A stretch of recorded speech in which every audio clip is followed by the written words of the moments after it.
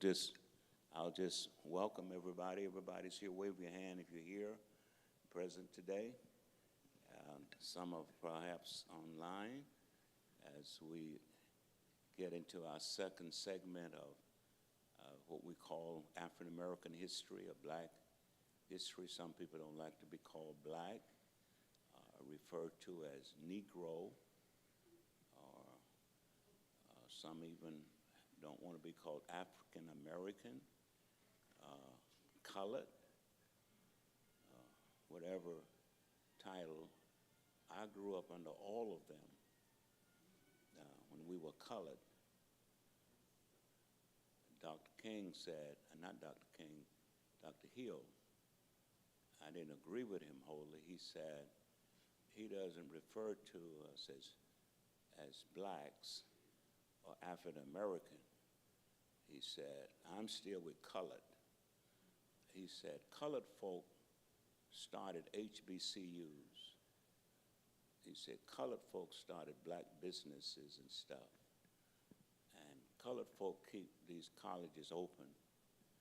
He said, now when Negroes and African Americans and blacks start doing something, then I'll switch over.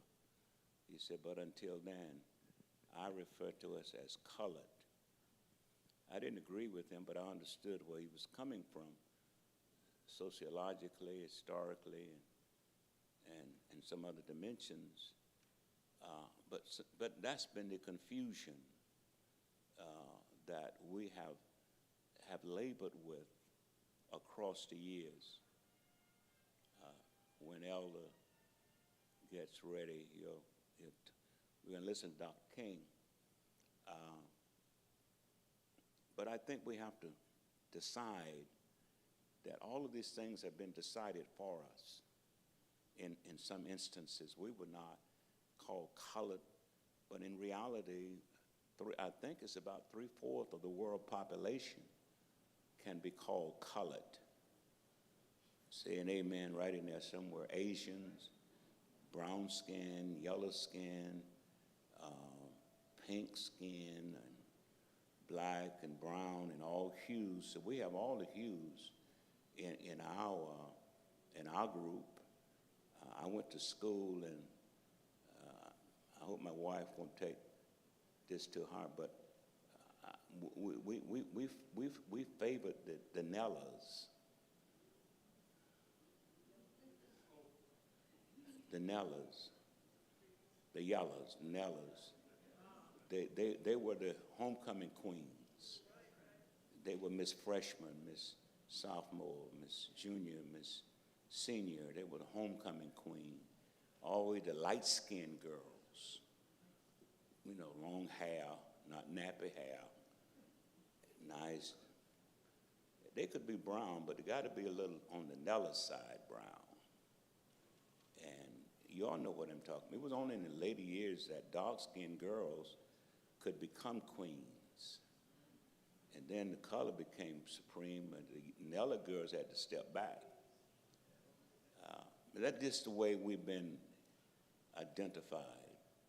If you're black, stay back. If you're brown, stick around. If you're white, you're right. But these are the kind of things that have caused us to be so divided. I just left a meeting with pastors. There's only 2 or 3 of them. Boy, but last week, we had some deep discussions about issues that affect us. We have suggestions, but no solutions, basically. But solutions come out of discussion and real open dialogue. If you're open to be transparent and sensitive to everything around us, ultimately we can come to a place where there will be at least compromise and consideration of all things that can make us what God created us to be. Amen. Now, when Elder Lee is ready, he'll give me a signal, and I'll shut up till we hear Dr. King. Forget about it? Okay. You say I'm fine? Okay. So Let's pray. Father, we thank you for this day as we gather again to take a look at what you have done in and through a people that you brought out of the belly of a continent called Africa over 400 and some years ago. And yet here we are, and we stand still ready for new ventures and new adventures and new dimensions of your grace and what you're going to do with a people who once were called a no people. Bless us as we listen and share and come to places where we ought to be and the understanding of who we are in you and with each other. Bless this moment now in Jesus' name. Amen. Well, it's good to see you all here today. And again, as we look at what we call Black history, African American history, what we call our journey from Africa and our historical dimensions of what God has done. Last session we dealt with, and I didn't want to visit too much of the horrors of slavery and the horrors of Civil War and ultimately what brought us into emancipation. And then after emancipation, we still weren't free totally, as you all remember our history. And I think the purpose of really walking through our history is not so much to remind us how bad it was, because it was more than we could imagine. The worst of all human slavery was African American slavery. There was none like it in any other group of people on the face of the earth before and since slavery that we endured. Because you know why. First of all, they stripped us. I mean, us as our people, ancestors, they stripped us of all dignity. They took our names, they took our history, they sought to destroy our culture, which is part of language, music, arts, literature, everything that make us who we are. They stripped us of our native connection with Africa. They wanted to erase Africanism in us, but they couldn't do that. It's impossible. It's in our genes or whatever you want to call it. And yet, they did something to us that they didn't do or weren't able to do to other slaves, because Africans were not only the only slaves during that time. They had English people were slaves, but different kind of slaves, indentured or limited or whatever you want to call it. But this kind of slavery that was pressed upon for, 240 years, I believe it was, in America, were the worst of all kinds of slavery because it robbed us of everything that made us who we were and who we are and what we were about. I mentioned the last time that everybody that were brought over were not what we call ignorant, void of intelligence, savages, brute animal, just a step above animals and all of that. Many of those people who were sold were people of nobility, great art, great talents and abilities. They were people who built, they were builders, architects and designers, and you name it. Everything was in that they brought over from those slave ships. Suffice it to say, there was others who had lost connection with a lot of stuff, with a lot of stuff that okay, we considered what they were, and I would say they considered inhumane or less than human, that caused us to be treated in the way we were treated.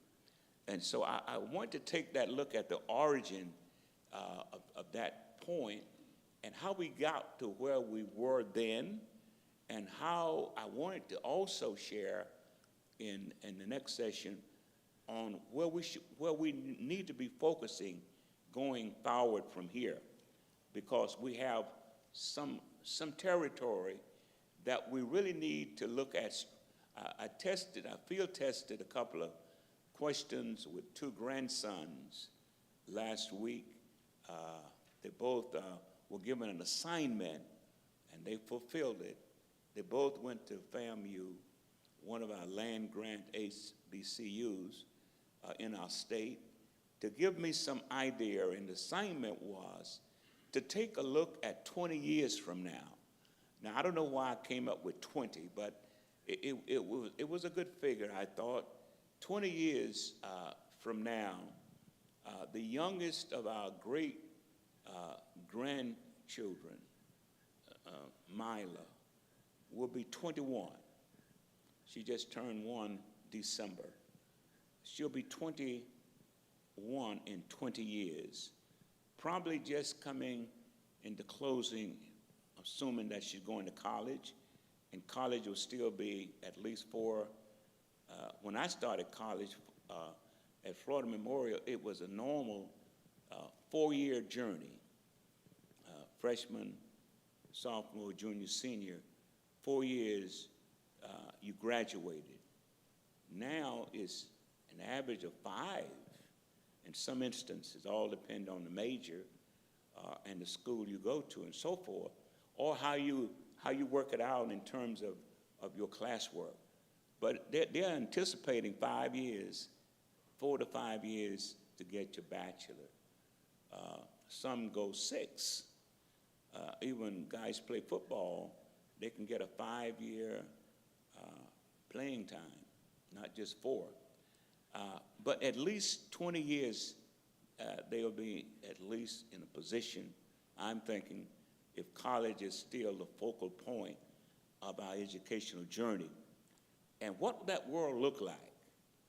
What would be the things they are facing within that 20-year journey that some of them are already prevalent now or beginning to become prevalent, that will increase in time to the level that we cannot sit back and wait for a change to come. We got to be part of the change.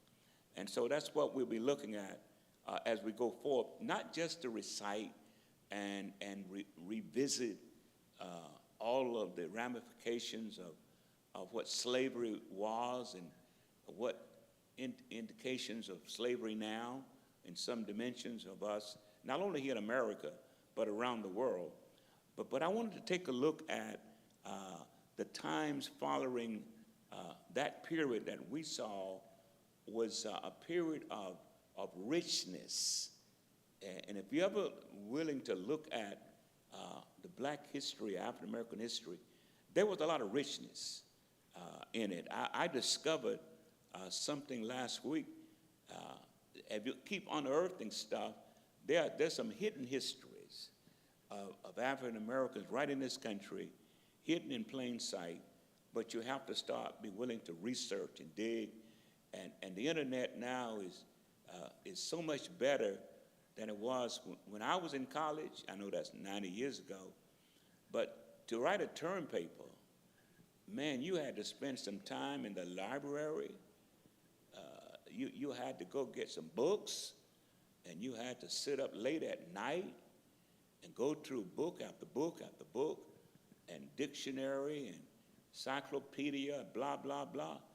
Now you can do that sitting in one spot with just a laptop and travel through all of that without having to pick up one book and get data quicker.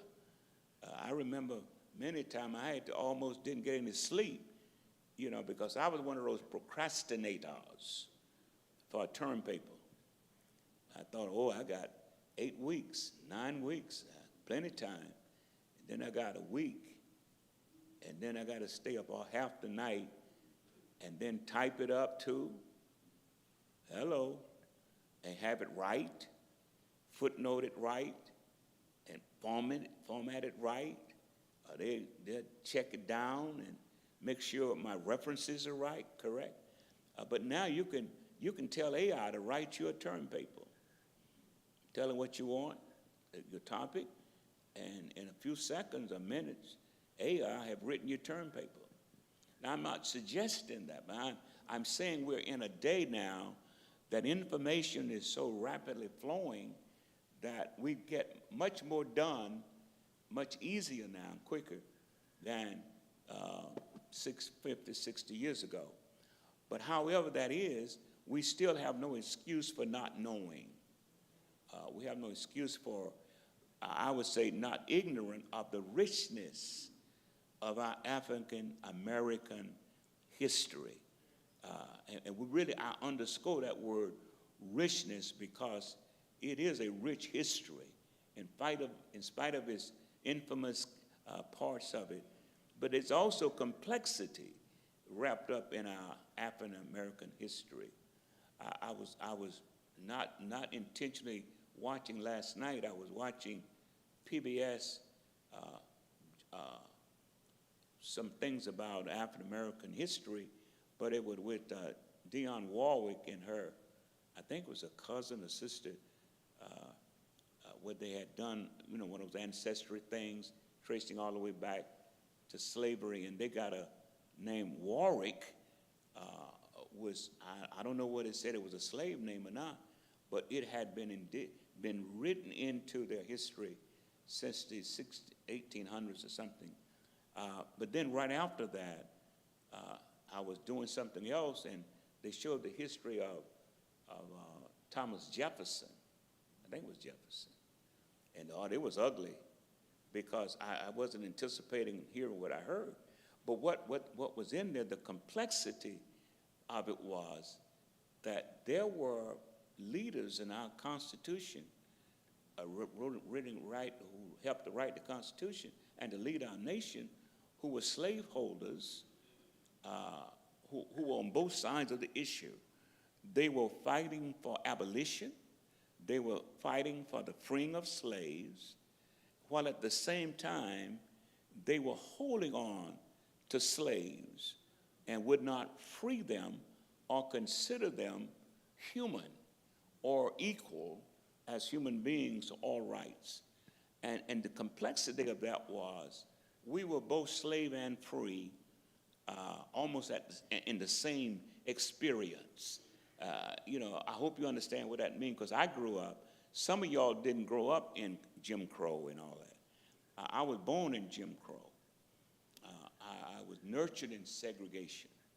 I mean, real segregation. I'm not talking about no supposed reality. Colored versus, I'm going back to Hill now, colored water fountain, colored waiting room, colored, white. And that's a reality, that's a complexity. Same water from the same pipe, but one goes to the left, say white, and one goes to the right and say colored, but it's the same water. Same water from the same source, but I couldn't drink from the white fountain. Hello, they could drink from mine if they wanted to. Nobody gonna stop them from drinking colored water. But I couldn't drink from the white fountain.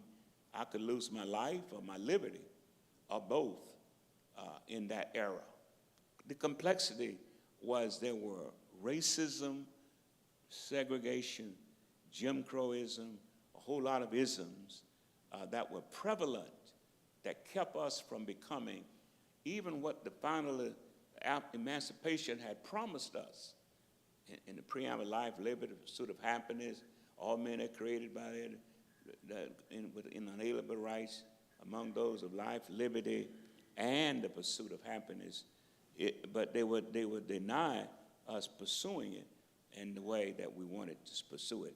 So the complexity was wrapped up in the dynamics and the wonders of what God had allowed us to experience, the complexity as well as the dynamics and the wonders of this period.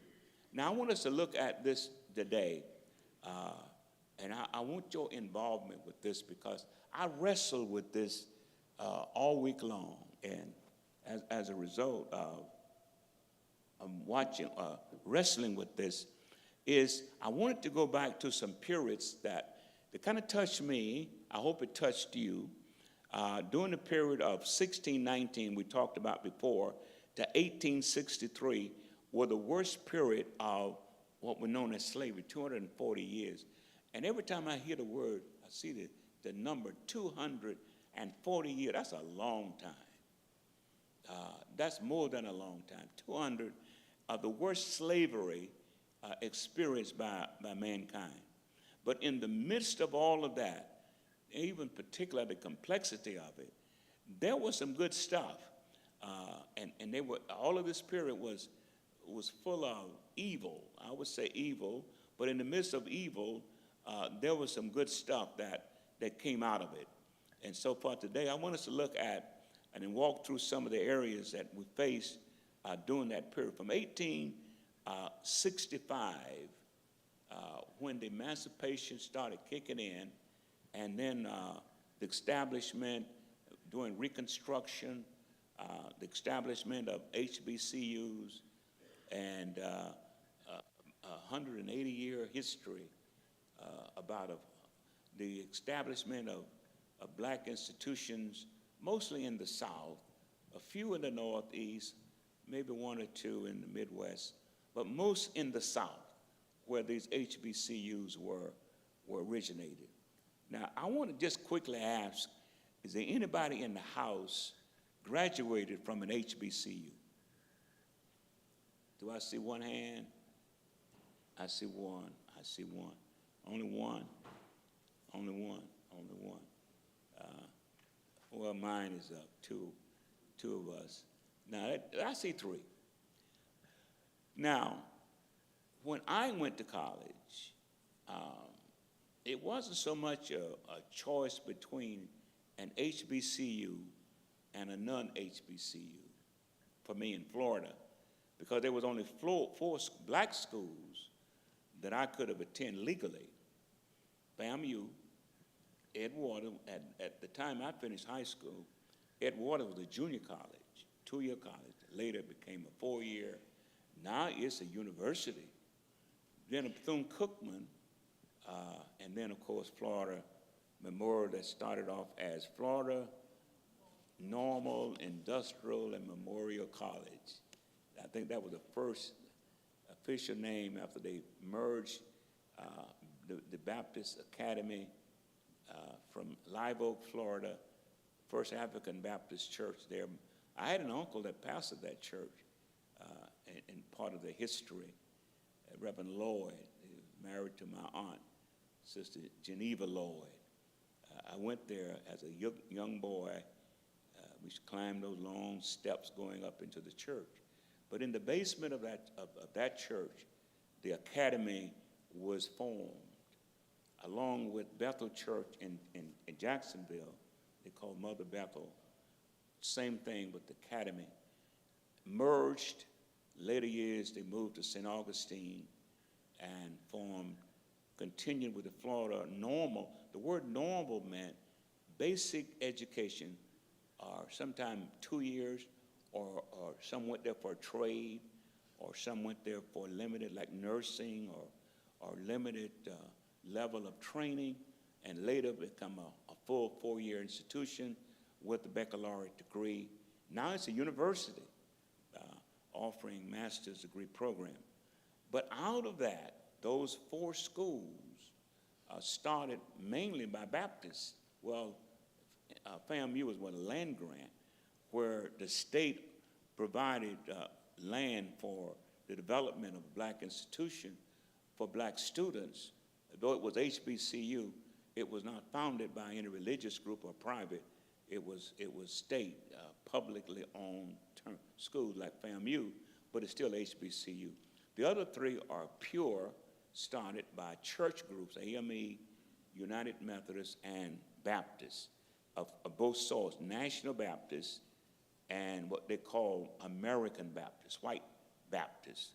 started Florida Memorial, and still supported wholeheartedly from 1879.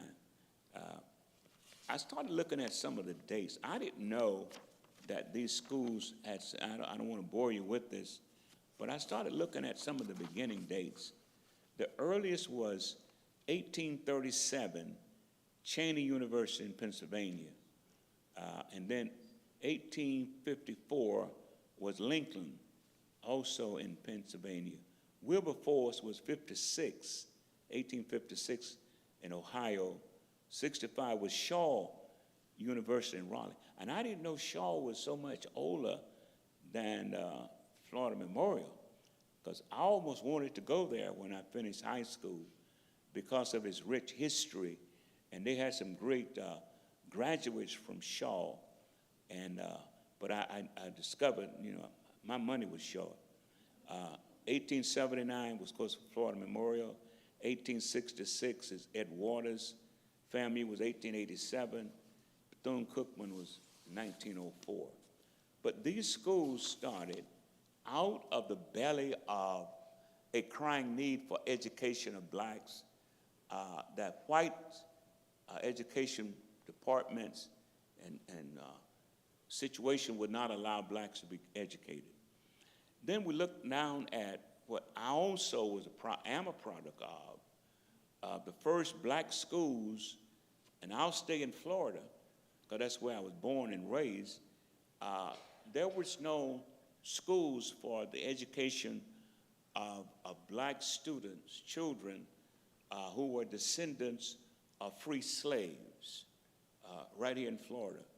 In Taylor County, the white school board provided for education for white students, but not for blacks, even though the school board was supported by taxes of citizens, including blacks, but our tax money did not go to developing educational facilities and opportunities for blacks in Taylor County, Florida.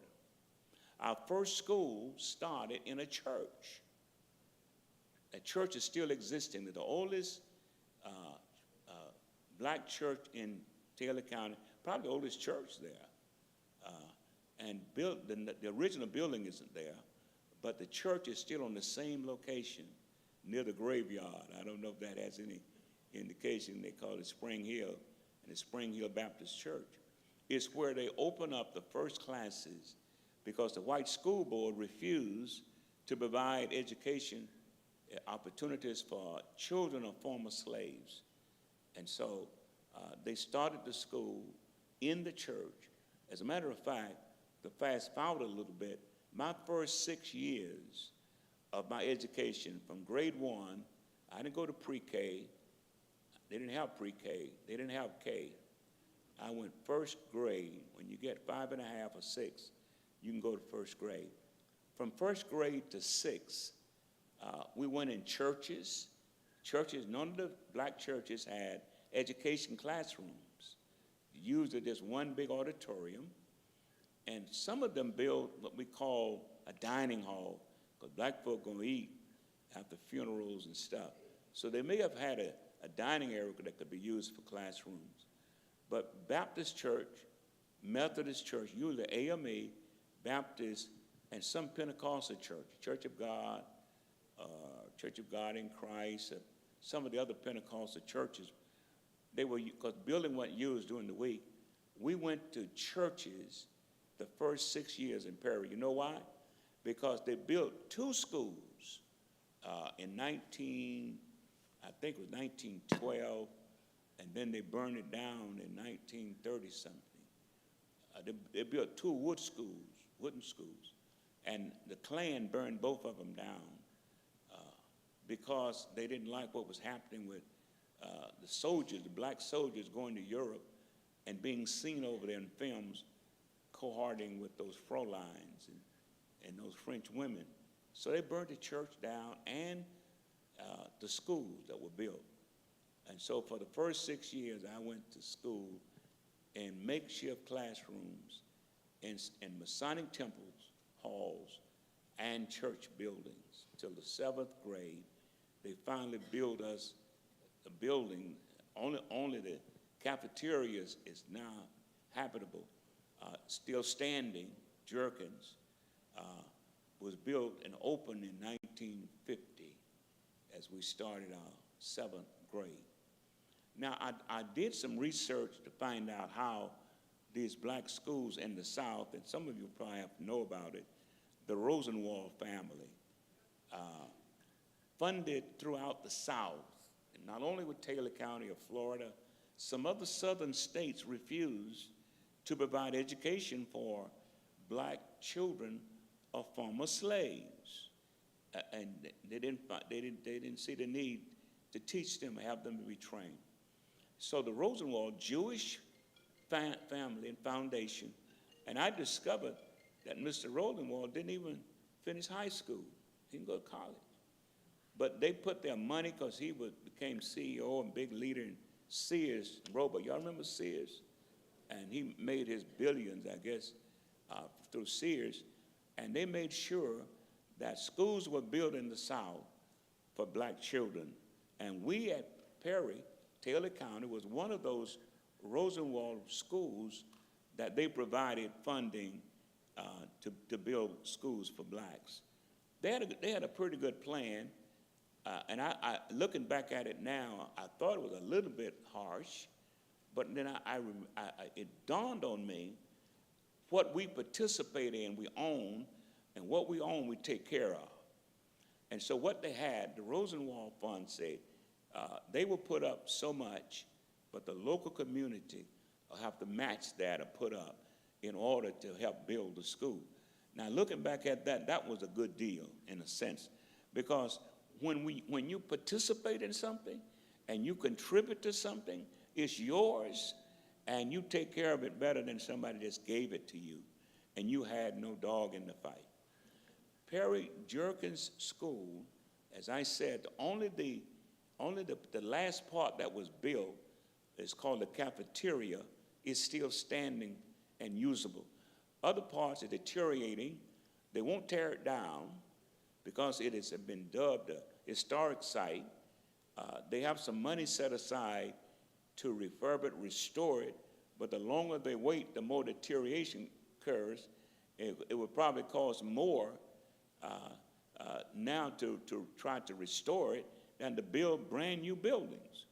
And so my friend Ulysses Jefferson, I've been talking with a lady there, been trying to get either the school rehabbed or restored or rebuilt as a community center. And there's a work going on now, because there were some funds set apart, and it's in the bank somewhere, I guess. They will do that, but they are using the main part now as a community activity center. But those schools were built through the collective effort of the Rosenwald family and black people, contributors to this. Without that, black children would have had a hard time learning basic education, and we can give honor to that. I also discovered something out of the, I think said it was about 5,000 of those schools were developed during that period. Only about less than a dozen are still standing. Some of the buildings have been demolished, destroyed, or some have not used, it can't even be used now, like Jerkins, for instance. But out of the 5,000, you could imagine how many students got an education as a result of the Rosenwald effort. Now, in the midst of that, of course, we faced what they faced after what we call emancipation, came Reconstruction. And Reconstruction, just like the rest of it, has its greatness and its complexity. During that period, we got, the government backed it. We got elected officials appointed to governorships and mayors and into Congress. And I mean, we were zooming for about 4 or 5 years throughout the South. I mean, we had great achievements understood that was done that could not have happened without, of course, federal involvement. without sanction all the way from Congress. But guess what happened, church? The same people who fought against ending slavery fought against Reconstruction. And some of the history of it kind of turned me off a little bit, because the people I thought once were on our side historically that helped to turn that back were Democrats. Dixiecrats, Democrats of the South were the one that fought to turn back the tide and the gains of Reconstruction. And as a result, all of the gains, almost all of the gains that were achieved under Reconstruction were summarily taken away under now Jim Crow. In the South, legal segregation. It was not constitutionally right, but states' rights, like Florida, where I grew up, they had segregation laws that were legal in terms of state that prohibited us from having equal access. That word access is a strong word. When you hear the word access, what comes to mind immediately when you hear the word access? Anybody? Provision. Entry point. Being able to enter at that level equally as everybody else. Equity. And so there was no access. The shutdown in terms of we didn't have access.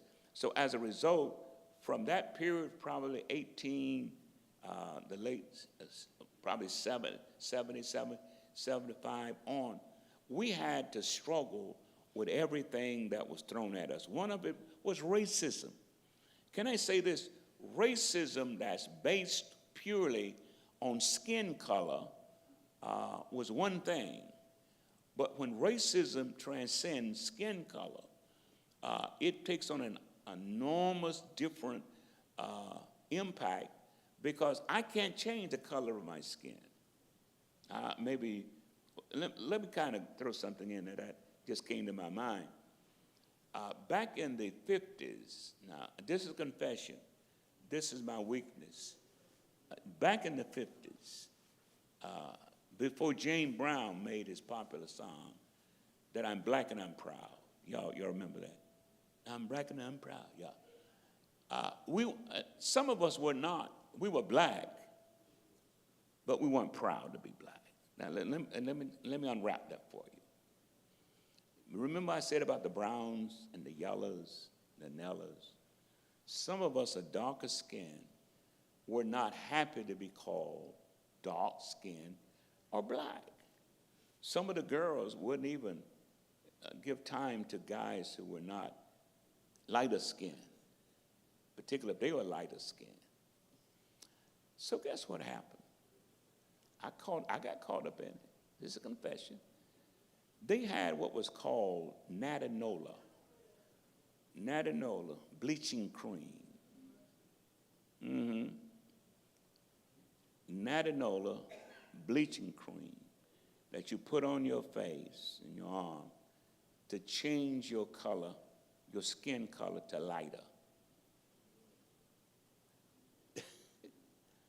Silliest thing, craziest thing you could ever imagine, because our skin color is not just surface. And our color identifies who we are. Here we go back, identity.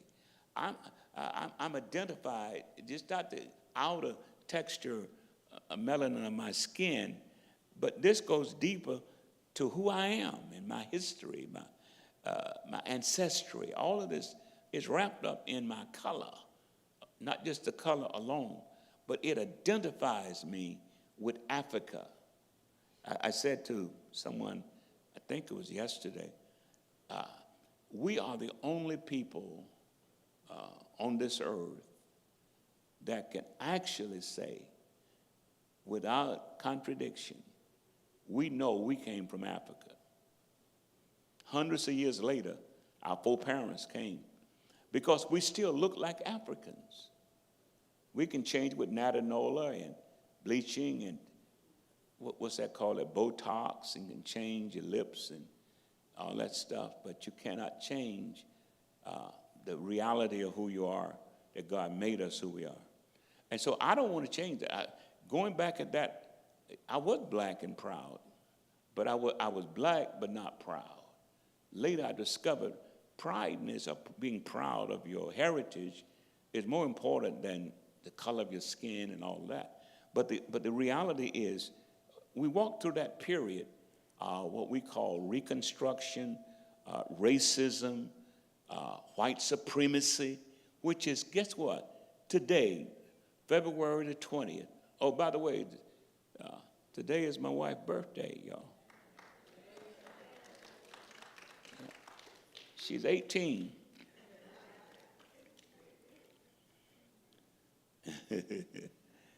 Happy birthday. And so, white supremacy is still with us today, February 24th, as it were back in the 1600s and 1500s, white supremacy. And it is actually being driven politically right now as we prepare for the upcoming election in just, 8 months? Less than 8, it's the second month. Yeah, about 8 months, something like close to that, 7 months. White supremacy is going to be on the ballots, and not as white supremacy, but there's a discussion. And when white folks start discussing something openly, guess what? They've been talking about it behind closed doors. By the time it gets on CNN and gets on these networks, it has already been discussed on the golf course in hidden agendas and areas. Is that, I don't know how far they think they can get with it, but they are considering now adding to the immigration reform is going back to colonialize some African nations that are not leading the black people right, and go back and take it over like they did in colonial days, so that they can run it right like they did Africa, the whole continent of Africa. That ain't gonna happen. You're talking about some bloodshed. That's not gonna happen. But listen, they are discussing it because they are demeaning the leadership of African leaders of these African nations, even Haiti, the West Indies. They said the reason these countries are poor because they have poor leadership. The black leaders are not taking care of their own people properly, and there's corruption and greed and all kind of oppressive stuff, and they need the European to go back in and take over these nations and run it right like they did on the colonial days. And then there is Jim Crowism that actually sought to return people back to the level of slavery without the chains and without the plantation. Jim Crow has put us on a bigger plantation. It was larger than the physical plantation, so that we were limited in what we could do. And then came segregation. I grew up in segregation, a real segregation. Our communities were segregated. Our schools were segregated. Our churches were segregated. Everything, the market was segregated. I couldn't go in the front door of a restaurant. I couldn't sleep in a hotel. I could not ride in the front of a bus. I don't care how full or empty it was. You know the story. Segregation then limited us in our mobility and the things that we thought was part of life. And then discrimination. Discrimination, along with segregation, determined how far I could go. No, it had nothing to do with my quality or qualification, had nothing to do with my desire. It had nothing to do with my God-given abilities to do so, or my training, or my location where I live. Discrimination is an invisible prison that determines my liberty without chains. And so for most of us, we had to walk through all of these areas. And I don't know about you, I was listening as I mentioned about Jefferson. Dr. Gates, rather, was before the Jefferson. Dr. Gates was on PBS. And Dionne Warwick family, Sister Polak, my wife, y'all might relate to this. They said, he asked her, Dionne, does in Florida, does Jackson County ring a bell with you? She said, yeah, Jackson County. I said, that sounds like Mariana. Is that Mariana? Jackson County? And I said, he kept on talking. He said, that's just on the other side of Tallahassee. I said, yeah. She said, my 4 parents they had grave markers where they were born and died, whatever, in Jackson County. This is slavery now. This is during slavery. So they said Jackson County, and I thought Taylor County was the most racist and deadly county in Florida, because they used to lynch people in Perry for fun, literally. My mother used to tell stories. They made black folk pay 75 cents to see them burn a man alive. They would round them up in the house and come and watch this. And I thought Taylor County was bad for unsafe for blacks to live in.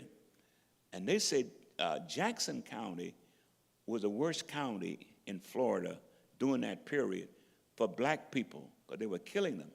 They said, as a matter of fact, they gave a warning to all the people, blacks who lived in Jackson County, it's better that you move away.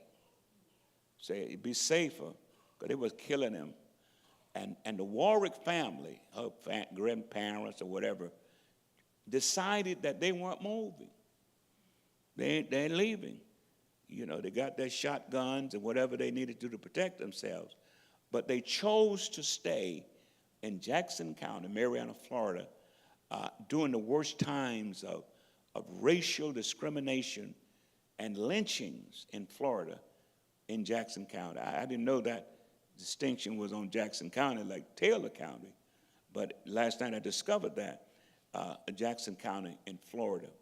Florida had, again, it was a mixed bag, because you remember Florida, throughout Florida, from Pensacola to Jacksonville to Key West and all up the West Coast, were highly inhabited by Indians, native Indians. Did y'all know that? That's why we have Osceola County, Chipotle. All of these were native Indian named places, rivers named after, and lakes named after Indians. Seminole. What's the other one? Is it Cherokee here in Florida? Cherokee is in the Carolinas. Miccosukee. Yeah. Yeah. And so a lot of Florida was not just African slaves, even freed slaves, but also indigenous native Indians who were from the whole length and breadth of Florida were inhabited in this state. Every place that Columbus went, he found Indians. From St. Augustine, all over the place. And that's why Key West still have a lot of black folk. I didn't know so many black folk live in Key West, still today. Young people, generations of African-American descendants are still living in Key West because of the influx of, well, when they were already here, the Indians were here. But the other part is, one year I got a little, I would say, very excited about taking Yana's grandboys to the Miccosukee in January.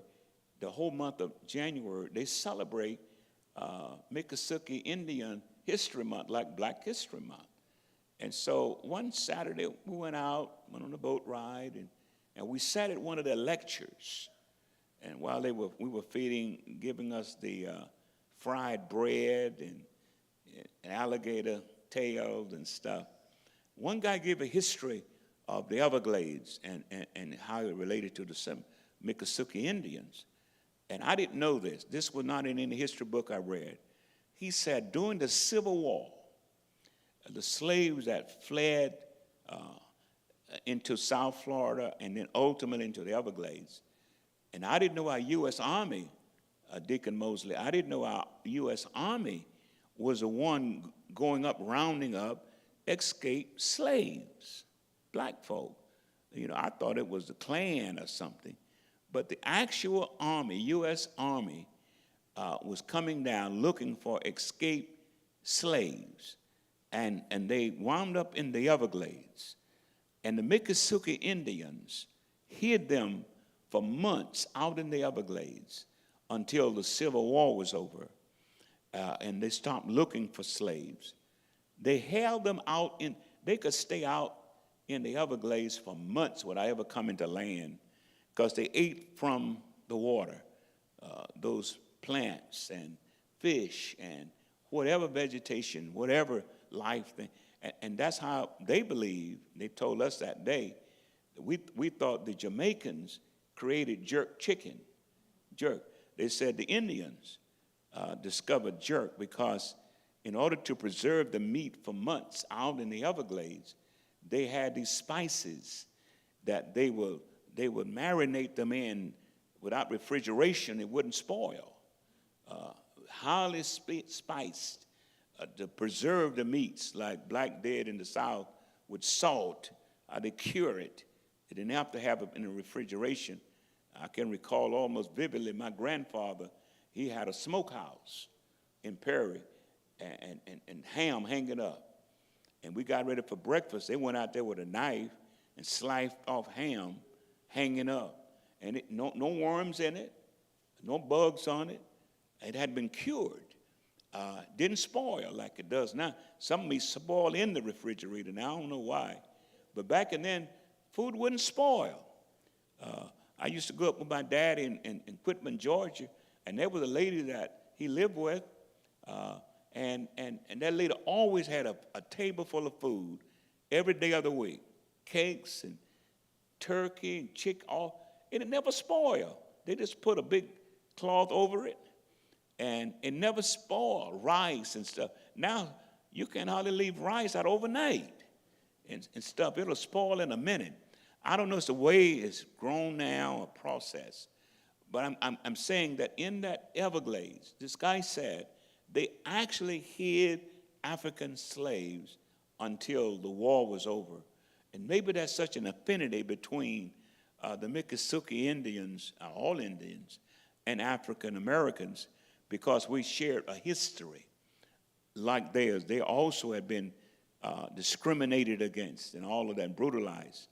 And so when I took our grandson, they didn't know all of this. I said, son, these are the kind of things you need to learn. You write your school papers or for extra credit in classes. This is the kind of history. It's right in our backyard that our young people need to know. And I want to preface that with this. We need to teach the next generations of our young people our African-American history from all perspectives, not just the horrors of it. Because some of it I can't stand myself right now without getting ready to either weep or go kill somebody. But the point is, we need to invest in the education of our young people on the history, so they will know how to navigate through, as we did, through the horrors of what's coming down the pike. I would say the next 20 years.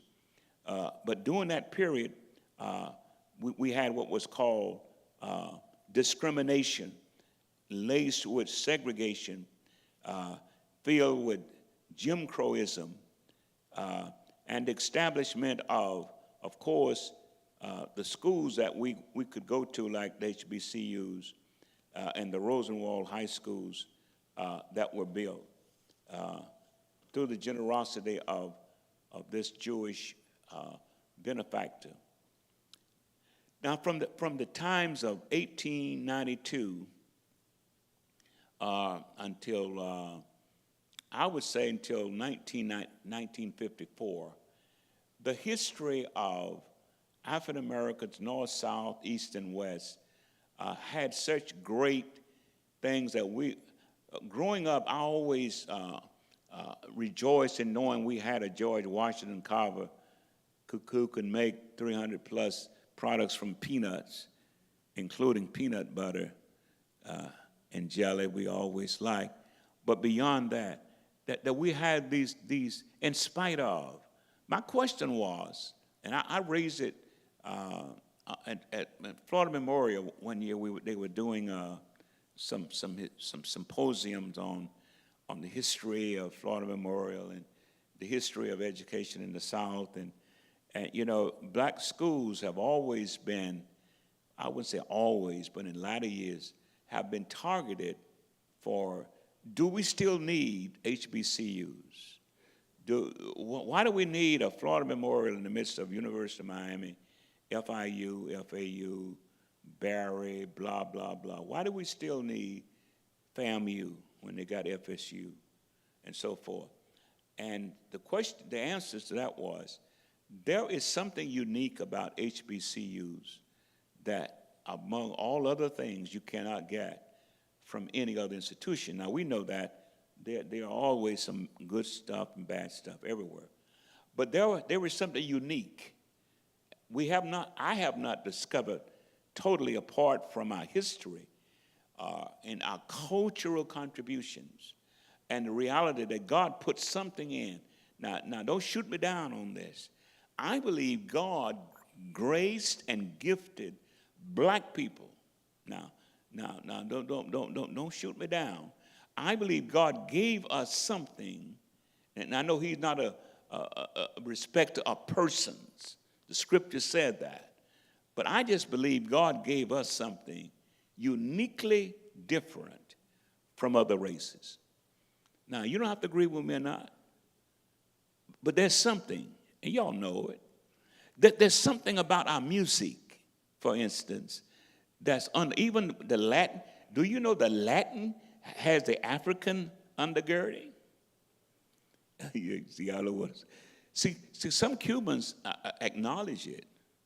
They got some African blood in their veins, some African culture, Brazil, Central and South America. All of these things is flavored strongly, culturally, with Africanism, because slaves were dropped off there in the 1700s. And so we know why there is this present. And I'll say it again. The same question is raised. I think we raised it last week with our pastors. Is there such a thing as the black church? Or if there is it a God-ordained entity or created as a result of slavery, discrimination, segregation, Jim Crow, that the black church exists? Or if that's the case, and we're beyond that to some degree, why do we still have a black church? The question was raised last week. It used to be back in the 50s, I think Dr. King made it very crystal clear, the most segregated hour in the week is what hour? Sunday at 11 o'clock. Y'all have heard that before? Is that true still? I can't hear you. Why is it true now?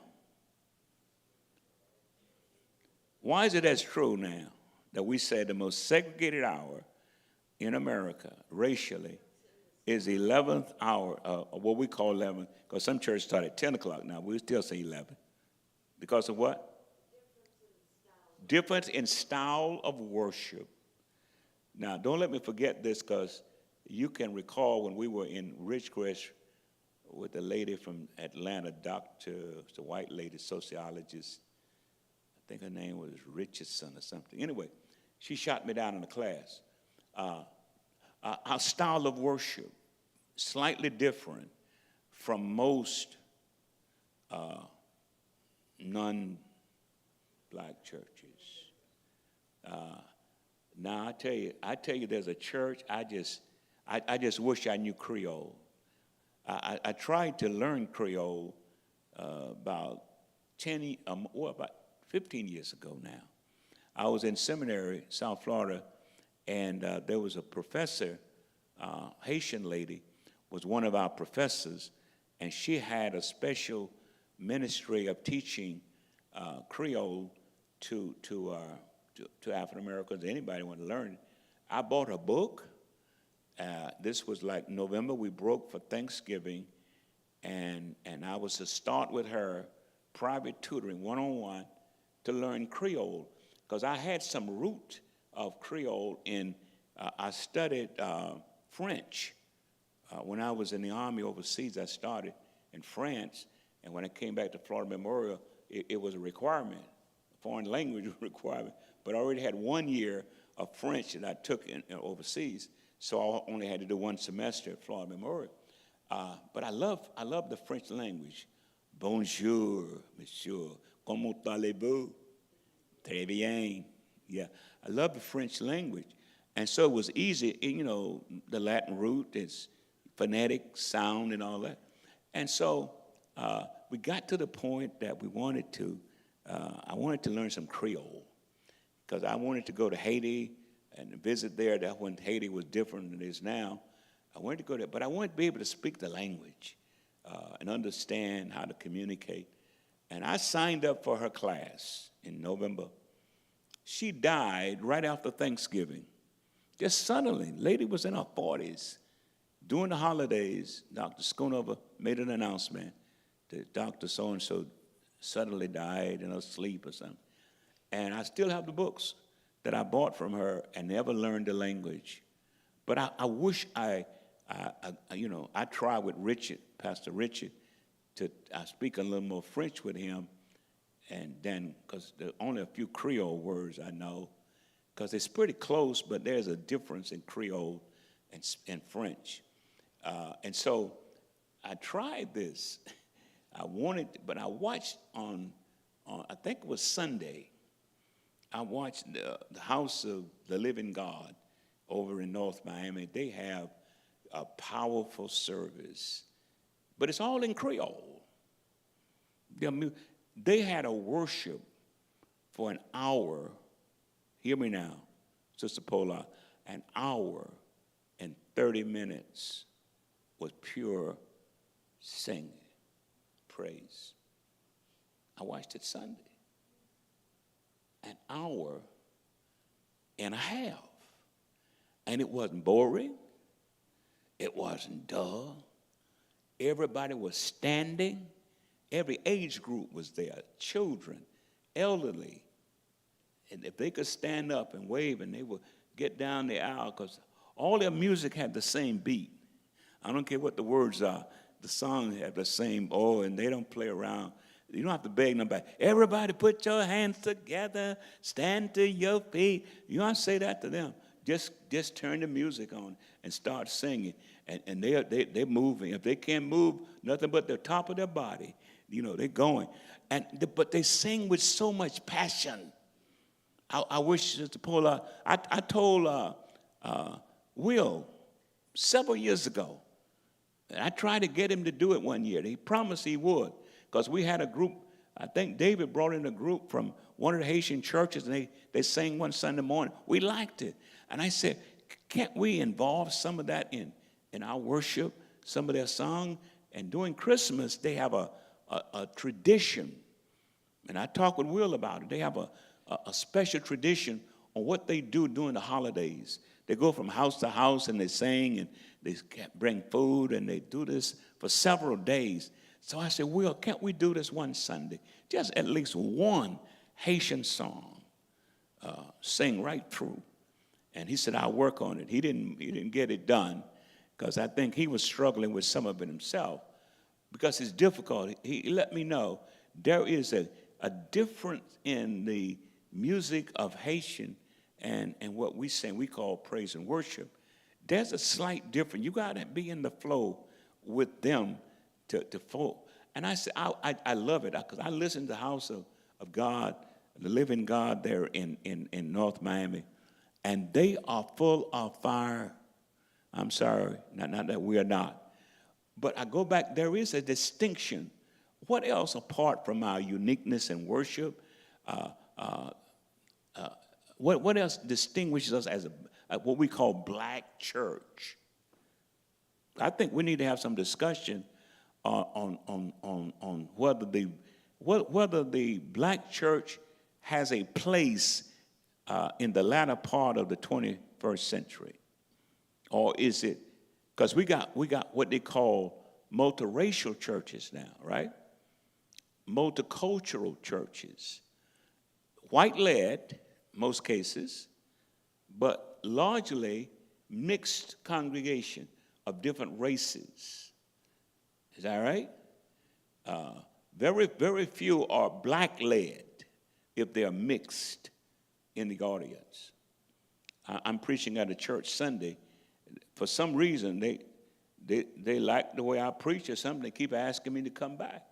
And they asked me to close out their Black History Month, as they did 3 years in a row, next Sunday, this coming Sunday. And I try not to be too black, Deacon Mosley. You know, y'all feel me? I try, because the church is basically, it started out as a totally Anglo church. Years ago, Stanton Memorial was totally 100% Anglo. I remember the earlier pastors. One guy was very racist. The one before Pastor Bill, who just retired about 2 years ago, was totally racist. They had no black folk in it. Finally, Haitians started joining, African Americans, people from the West Indies, because they were mission-minded. And when you reach out to Haitian here and elsewhere, they're going to come and join your church. And so the church now is about 95% black, mainly Haitian, mainly West Indian, some African, actually African. The leadership was, until Bill retired, Pastor Bill, was white. But the congregation is at least 95% black. Hello. And I have a tension, because there's some whites there in leadership, have been there for years. And how do I balance that tension? I can't go all black. Are y'all feeling me? I have to be careful how I frame it. But at the same time, I got to be, authentic, honest, real, and all of that, and whatever I do and say. But I have to navigate and realize I'm not just speaking to all black people. Because even right now, and we've been telling these pastors, and I have shared with Pastor Wendell as well, when you're streaming, you're speaking to more than the people in front of you. See, there was a time before we were, well, of course, we were on TV one time, but that was recorded. And then there was a time we were live on our TV program. But when we were, we pre-record and we edit and put it on a Tuesday night, we already had edited out whatever we don't want to go out to the larger audience. If we had an hour, it was really about 56 minutes. Or if it's 30 minutes, about 27, 28 minutes. But you can edit out what you don't want to get outside of the wall. But when you're streaming, what you say is going worldwide and to a wider audience. You certainly can't use the N-word. Hello? There's certain colloquial expressions that people don't understand, that don't racially, in group. There's certain things that certain groups will say, what did he say? What did he mean? What's that about? What's a possum? Well, see, I wouldn't have to explain to y'all what a possum is, except the English teacher say, well, Reverend, it's not possum, it's opossum. Same filthy animal. Or don't say chitlins. That's not appropriate. It's chitterlings. Now, anybody who eat chitlins have never eat chitlins. Anybody say, it's chitlins, you never had no chitlins. Because if you ever had chitlins, you say, it's chitlins, honey. It's not chitterlings, it's chitlins. Especially if my wife cooked them the way she used to cook them. And so the cultural thing, and the Lord has given me a word for them Sunday, but I got to navigate it without being historically black, but I got to be authentically true to whatever I'm preaching and celebrating. Now, this is a kind of phenomenal thing. They've been celebrating African American history for years under Pastor Bill. And I don't know what they were doing in the previous years, but in the last, I think 2 or 3 years, they've asked me to come, and the 4 Sundays of their life, they celebrate Black History Month. And I'm going, what are they celebrating? I don't want to be slavery. Because right now, Haiti is wounded so bad, I even hate to mention Haiti. I'm around Haitians. Y'all understand what I'm saying? Because it's so brutal now. Every time I ask a Haitian, how is Haiti? Oh, man, they almost want to cry. The lady, and it's not in the news every day like it used to be. Very rarely do you hear anything about it. He said, it's worse now than it ever been. I said, but why isn't it on the evening news or the local news? Why on Channel 7 or 6 or 5 or 4, 2, somebody every now and then talk about the horrors of Haiti? It was the first African-American, what we call African-American, slave nation in the Western Hemisphere, got its freedom in 87, somewhere back. They freed themselves from their colonialists by battle. They defeated the French and then turned around and lost it back. Hello. Some people believe it was voodoo. They sold out to that. I don't know all that stuff. But when you talk about the suppression of Haitian or anyone in this Western Hemisphere, nations that have been suppressed, all of the West Indian nations have history of suppression and segregation and discrimination, and still some have. But it's not based on color only alone. Some of it goes beyond the color. And so distinctions. Now, I asked my wife to remind me, we were in Atlanta Home Mission Week every August, July, August. They would have what they call Home Mission Week, and they would invite the black churches that are in aligned with Southern Baptists, and we would always go for several years from the ending of, 80-something till the 90s. We went up every summer. We took up a group of people. Sister McCoy would drive up. I mean, that's when she was driving. That lady would drive all the way to North Carolina, straight through. I mean, she'd get behind that wheel, and she would go, and she took some people. One year they had there in the Home Mission Board for black emphasis, and the lady, I think her name was Kilpatrick or something. She was a black lady from Atlanta, and she had a class with us pastors and leaders on the distinction between African-American churches and white churches. I thought I scored. Man. She said, yes, Mr. Baskin. I said, one difference is black folk like ham hocks, collard greens, yams, cornbread, you know. She said, Mr. Baskin, I was at the supermarket in Atlanta the other day, and there were 2 Jewish ladies behind me, and they had a basket full of ham hocks and turnip greens and yams and all that. He said, they eat that too. Even the Jews who not supposed to eat pork, she had ham hock in her basket. So that's not a distinction. I said, okay, I got one for you. I said, black families historically know that education is the way out of poverty, the way out of the ghetto, way out of segregation, way out of discrimination. Get in a good education, and you can rise.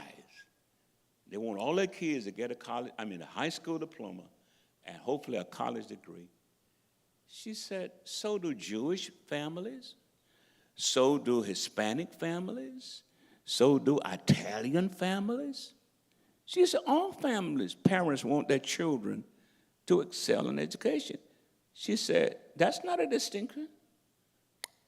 Now I struck out 3 times. I said, I got one for you.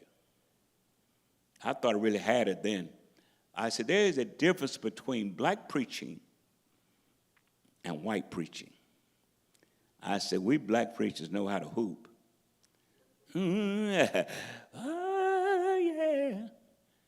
She started laughing. She said, Pastor, I heard a white preacher, Assemblies of God, the other day, would preach better than C.R. Franklin.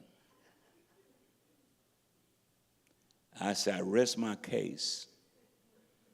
In other words, we do have some distinctions, but there are some that are particularly germane to us that others do not really, and I believe God gifted us with that, with our singing, with our artistic ability, our creativity. We can take something and make nothing and make something. I believe God had put in the African heart something, and I'm not saying he's discriminating now, but I just believe there's something different, and we don't have to manufacture it. It's part of the gravy of our lives that God has made us who we are. It could be because of our suppression, oppression, discrimination, how we were mistreated over the years, over the centuries. It could be that God has, like the Jews, has set us apart for a special mission. Does that get closer without putting God in a box of favoritism? Some people say they're mad with the Jews now. We had a long discussion in one of our Mission Miami meetings, and it was uncomfortable because it was right after October 7th attack by Hamas on the Jews in Israel. And discussion came up, why are people in America having so much anti-Semitic attitude toward Jews? You know, there used to be a time that there were more for Jews. Now there seem to be more, the percentage of anti-Semitism is rising in this country and around the world. Before October 7th, but it had increased. In some area, it doubled after, and some people are lining up with the Palestinians versus the Jews because they think the Jews have always put suppression on the Palestinians. And so I thought, again, like this lady in Atlanta, I thought I could score some points. My own experience. I said, there was a time that Jews were not allowed in Manhattan. They were fleeing Hitler's Germany, and they wouldn't let them come into the harbor. Passed by Mother Liberty, they turned them around. Jews. They couldn't have businesses or couldn't even live in Manhattan. And that's why they went across the river and started what we know today as Harlem.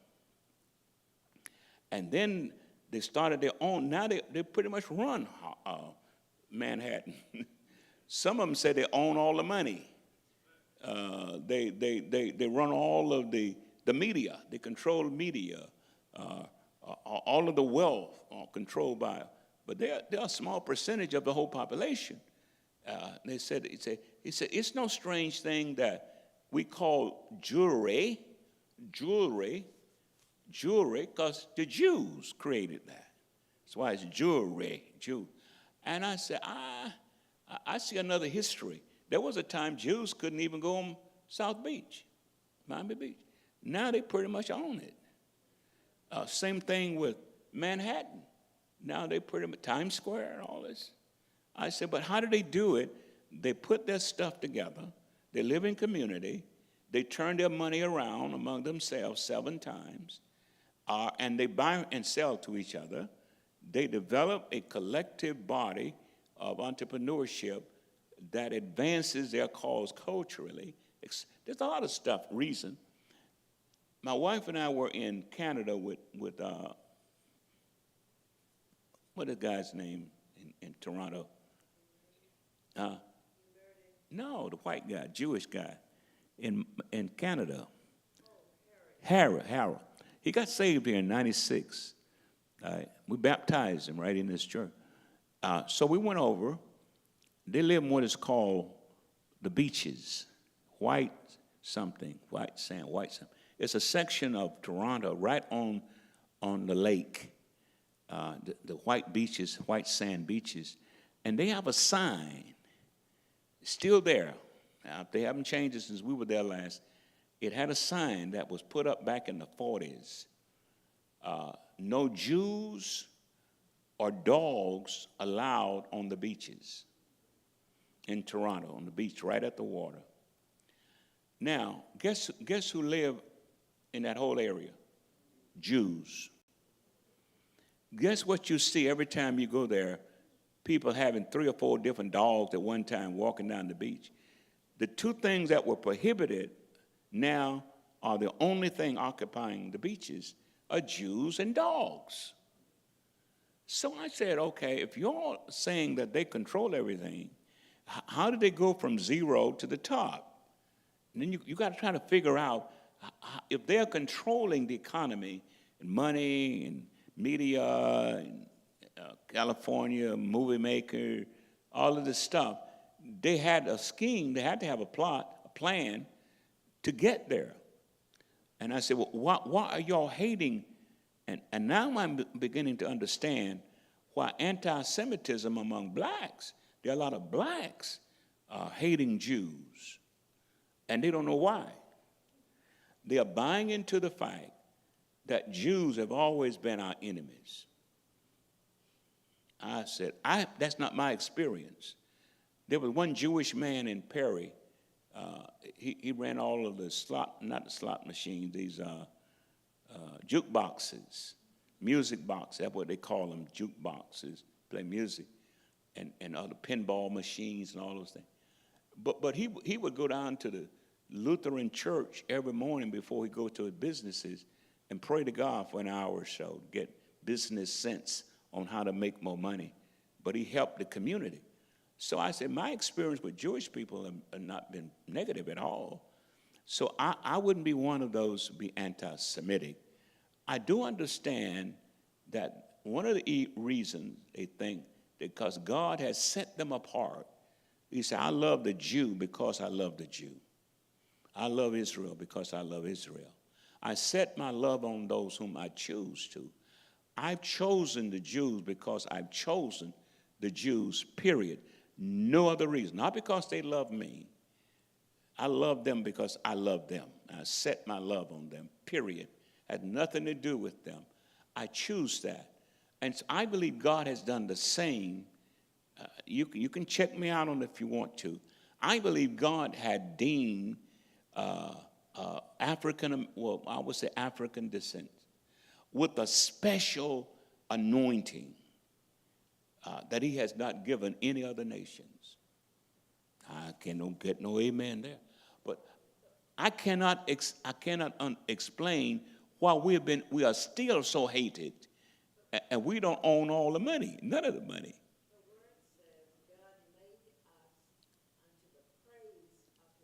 Unto the praise of his glory, us as a people. Yeah.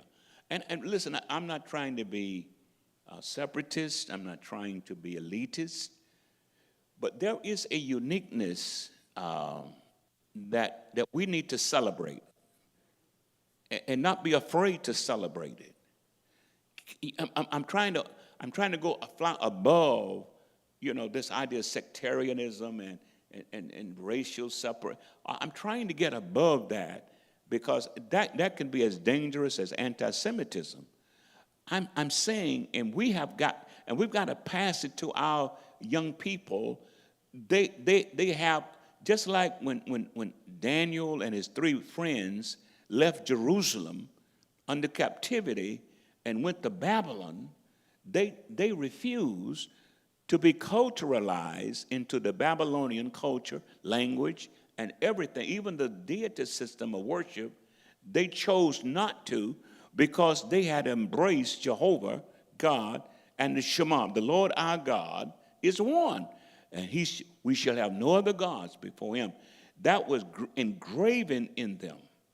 That whether they were in Jerusalem or whether they were in Babylonia, that was already an imprint upon their soul.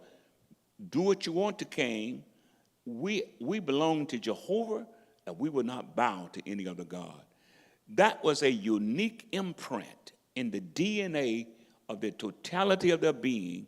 And I believe God has stamped in us as a black people, an imprint that distinguishes us, not so that we can be separate, but like the Jews, so that we can take that uniqueness and bless the nations.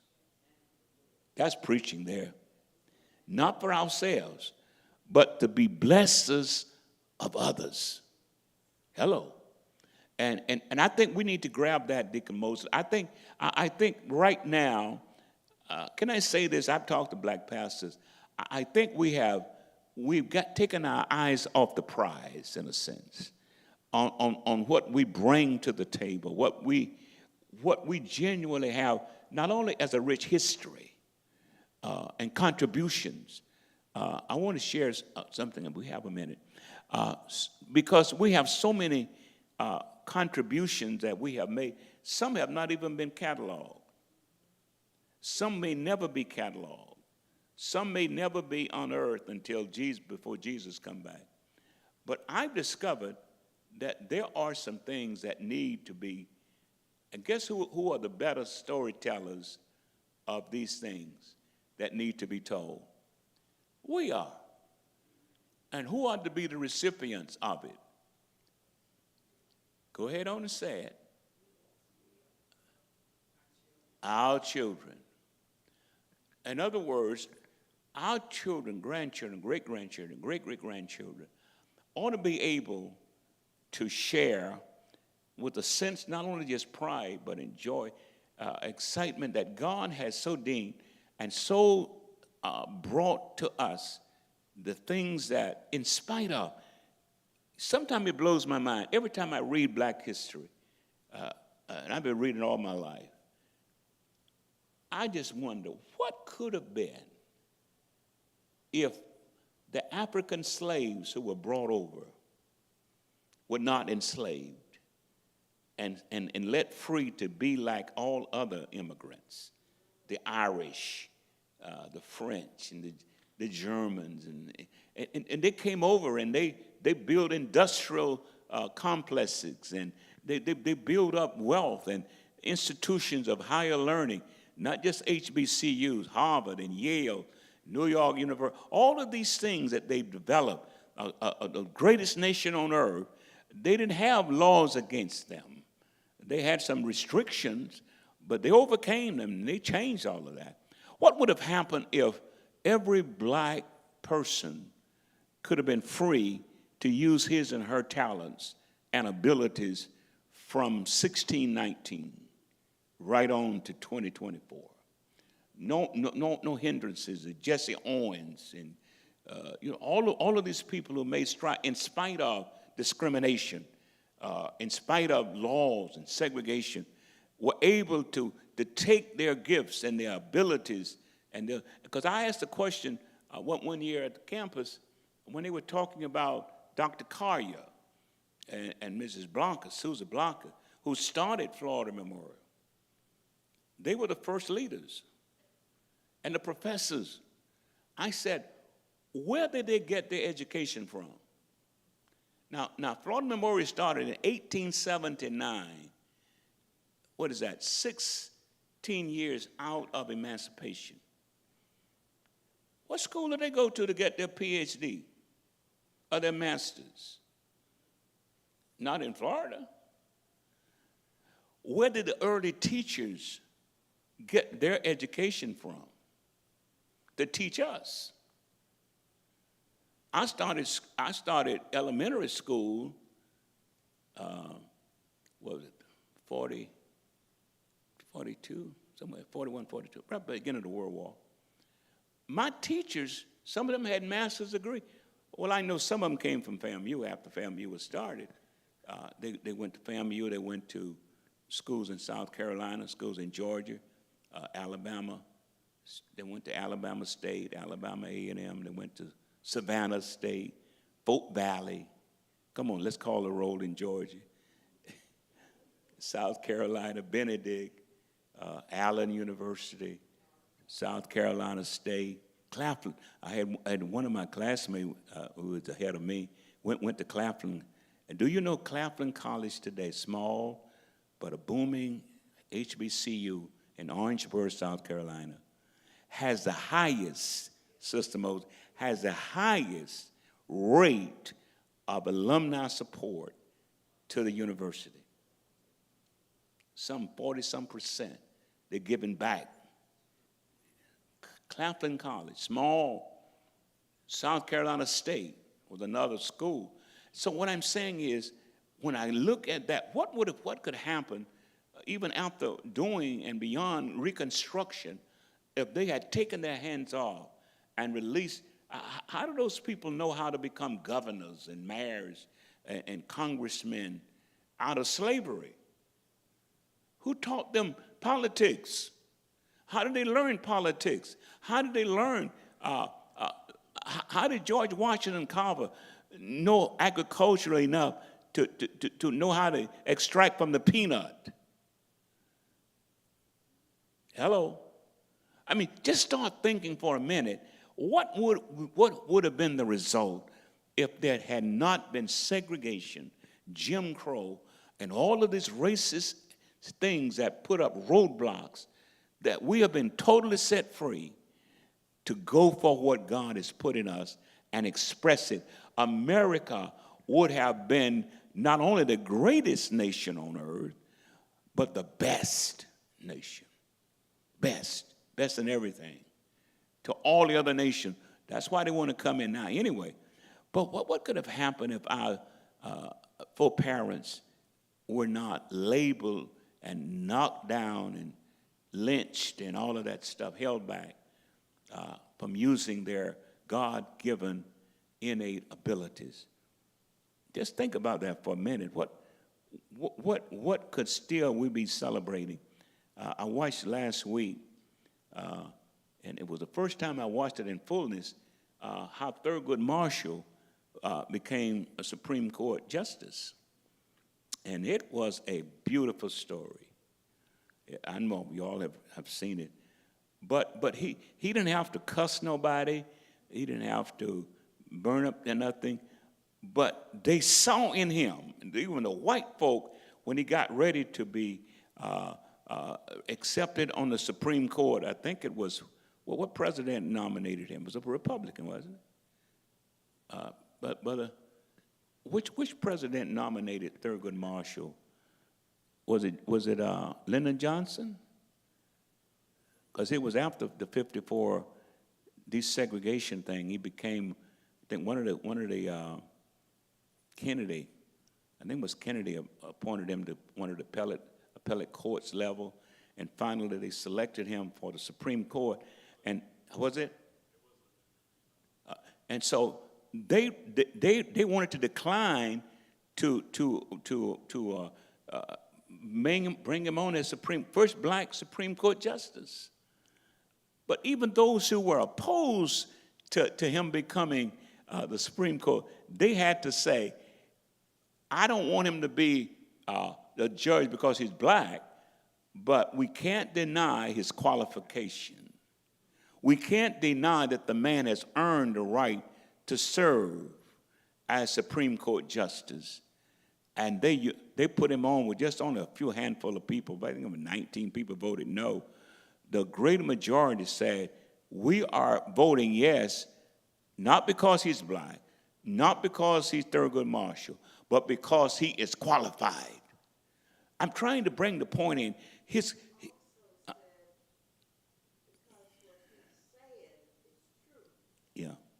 Yeah, yeah. See, they had recognized what he had was not just color, not just because he was black, but this man had all of the qualities necessary. Well, he was pink to be Supreme Court, unlike Thomas. And that's all I'm going to say about that. This is the one that never should have been there. Hello, I'm sorry. I'm sorry from anybody from Georgia. I'm sorry that I'm talking about your brother, homeboy from Pineville, Georgia. But the point is, I want to say this, and I'm going to close. Y'all may have some questions. I don't know if we have time. Oh, man. I ran across something and thinking about when one of my grandsons told me about what the future is going to be with AI, advancing technology, science, and engineering, the STEM thing, is that we don't have enough of young people interested in science and, of course, technology, which is just exploding in every dimension. Technology is driving almost everything. The medical, everything is now tied in some way to technology. And so we need to prepare them to be thinking on those levels. And I ran across this. I just want to take, it's 8 minutes to 12. Her name is Bessie Coleman, and I just want to give some insight. The reason I pull her up because this week, I think it's this week or the end of last week, some explorers found what they think is the wreckage of the plane of Amelia Earhart. They've been searching for so many years. The family can't put clothes. They don't know where a plane went down. They never were able to find the plane, a body, nothing. But they know she died in a plane crash, flying around the world somewhere. Some explorer discovered the wreckage that they believe is her plane that went down, and now they're trying to excavate that area to identify that is her plane. And I said, we also have an Amelia Earhart in our own race. Her name is Bessie Coleman, born in 1892 in Atlanta, Texas, a trailblazing African-American aviator. Now, that word aviator, what does that word aviator mean?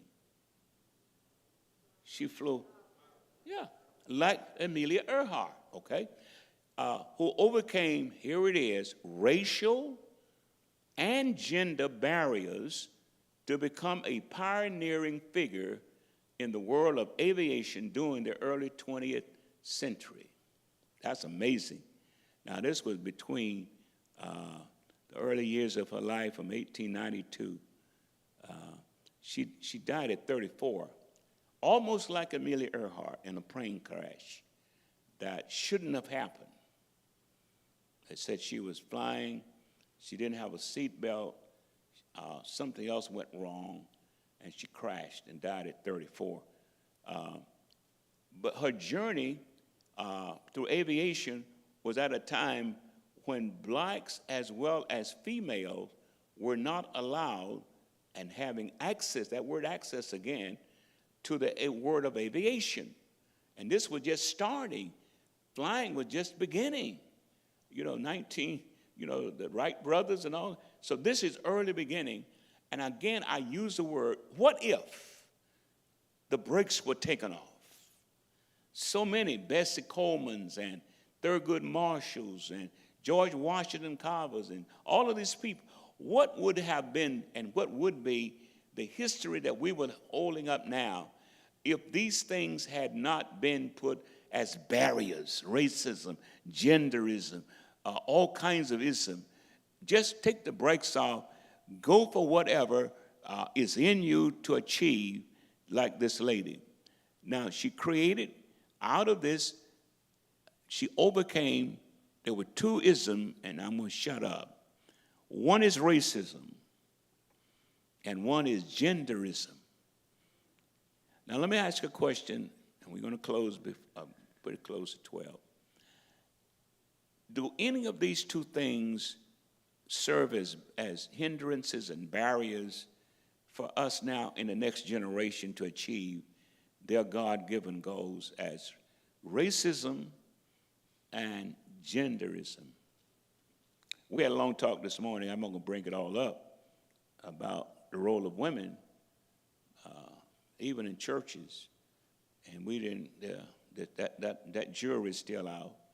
That should women be preachers or leaders? Certainly, should they be pastors? Should they be senior pastors? Should they be blah, blah, blah? The question is, it's not a question, can they, would they? What is God's word? What is God's business? It's always been that. If we get out of the way and let God work his work through us, what marvelous things could happen going forward. I'm going to close. Anybody got a question or two? A comment? Any question? Any comment? Anything? Yes, sir.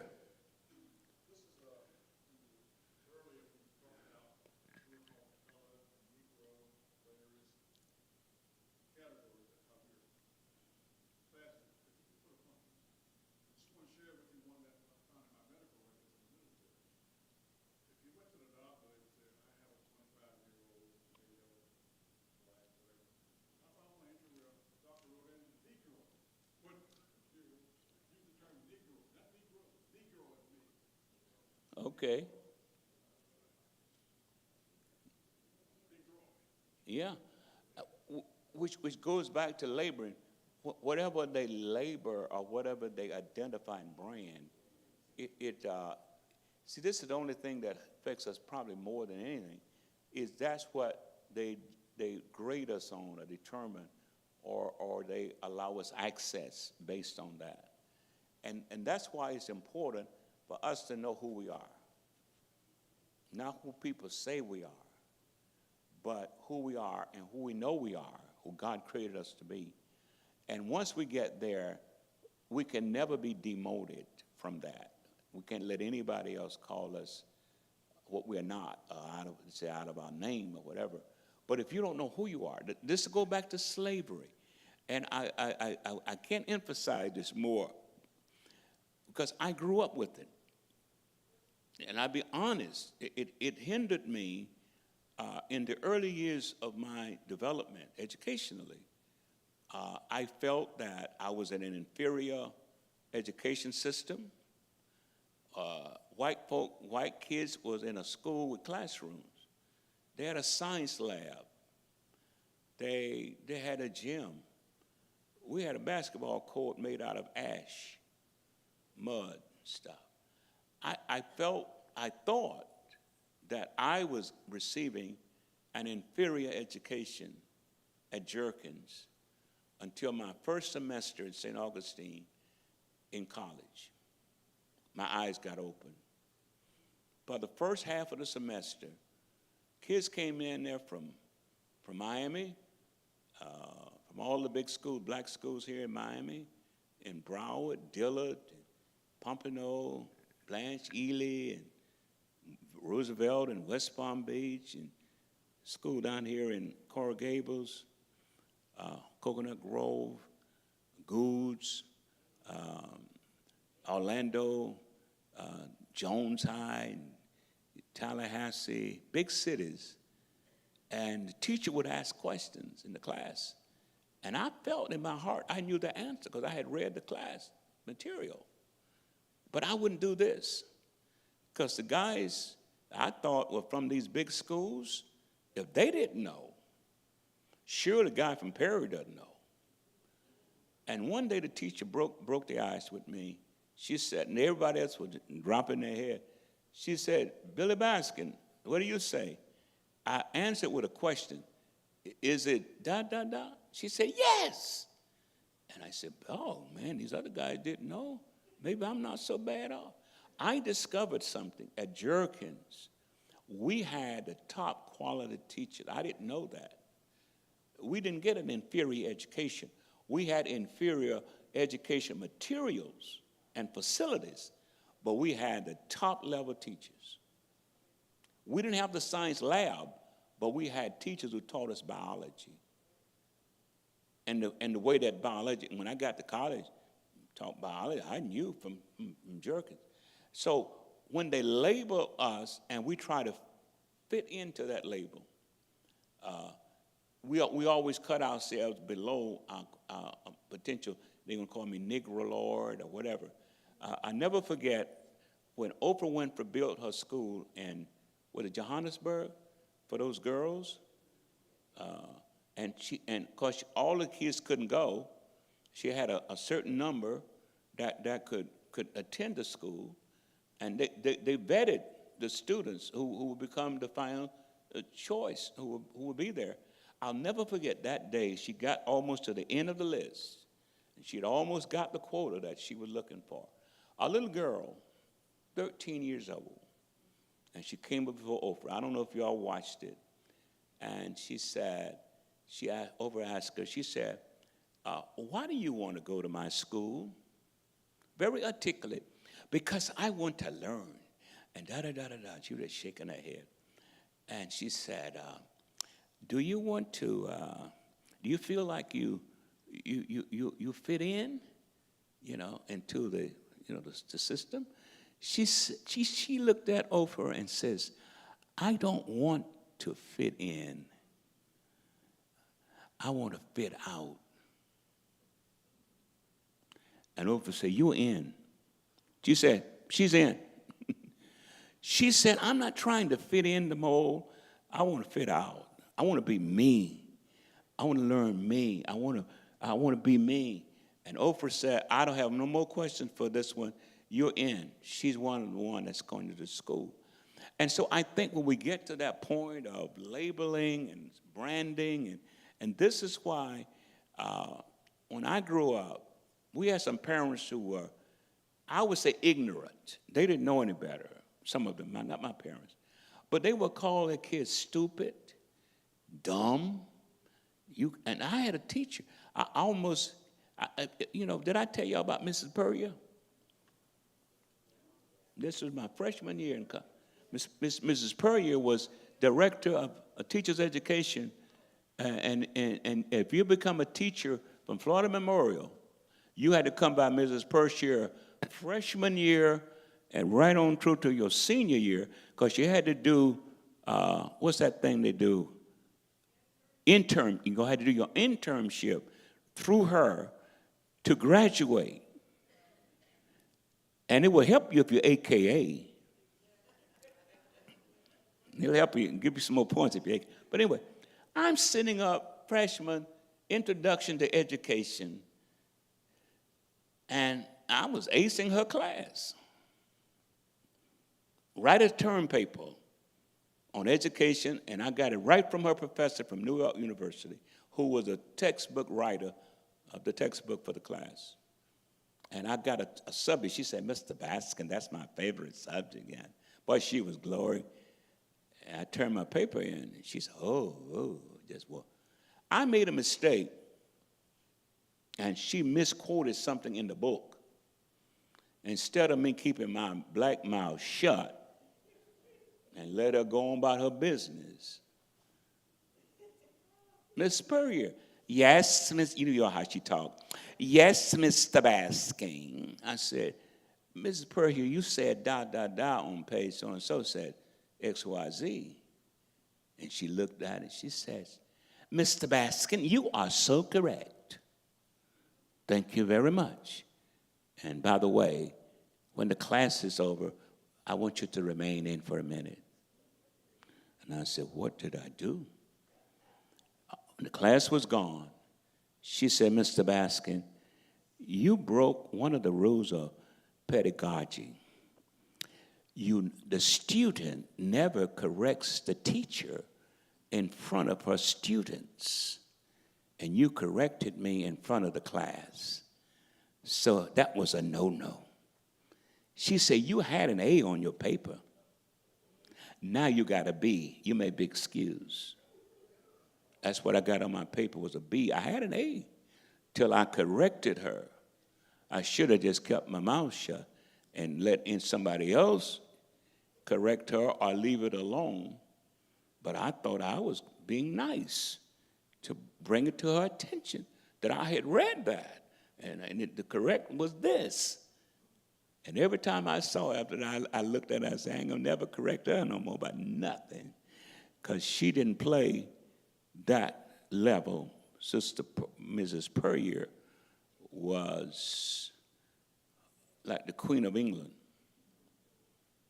It was her way or the highway.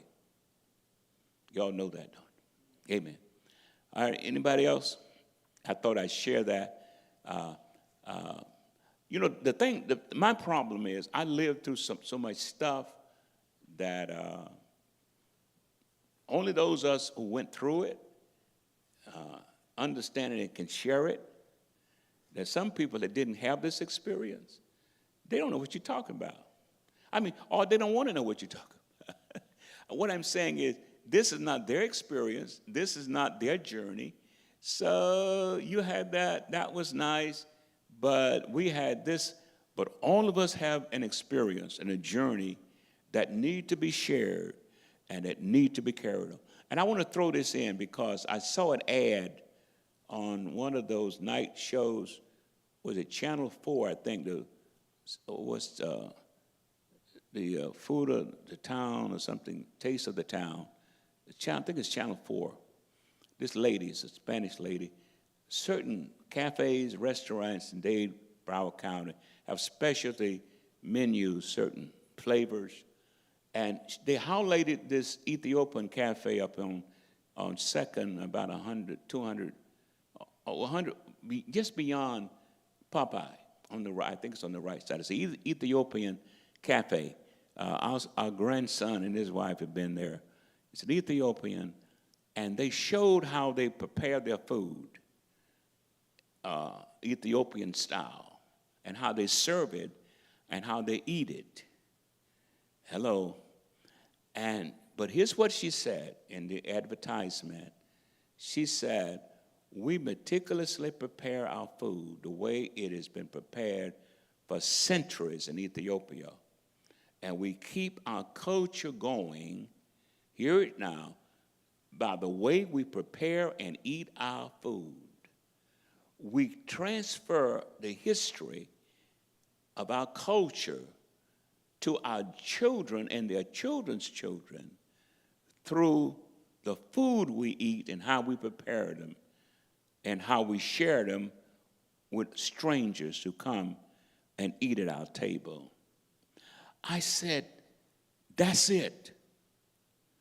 We have got to find a way to pass to our generations our culture, our histories, our shared experiences, our victories, as well as our defeats, or losses, or whatever, so they will have the benefit of being blessed by what we were blessed with and pass it on.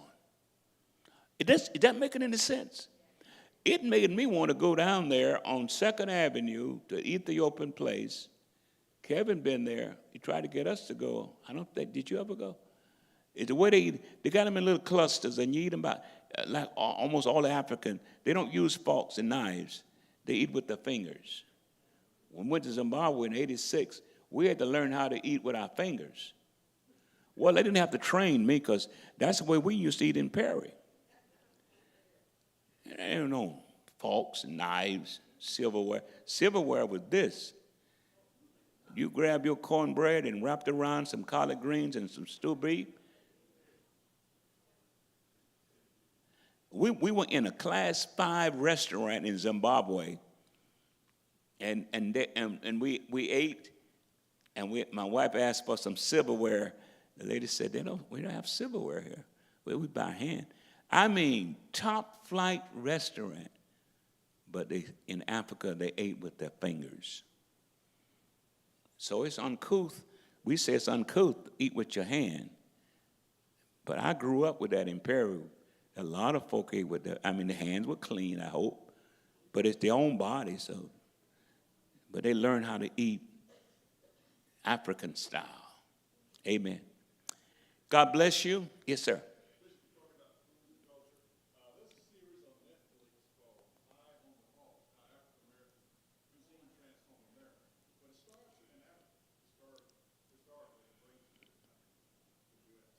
Yeah.